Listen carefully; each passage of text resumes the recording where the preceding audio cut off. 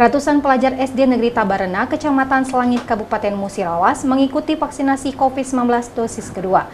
Percepatan vaksinasi COVID-19 untuk anak usia 6-11 tahun ini sebagai bekal kesehatan bagi pelajar saat menempuh pelajaran tatap muka di sekolah nanti.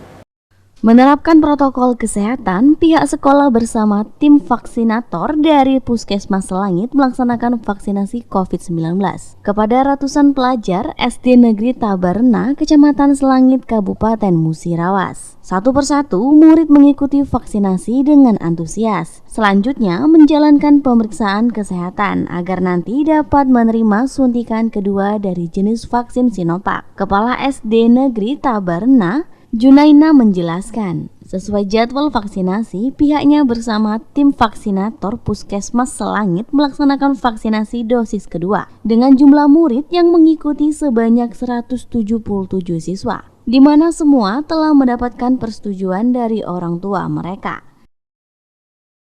Kami dari SD Tabarena bersama tim Puskesmas hari ini melaksanakan vaksin kedua. Siswa yang ikut sebanyak 177. Tentu persyaratannya dipersetujui oleh orang tua. Yolanda Monika Putri, Silampari TV.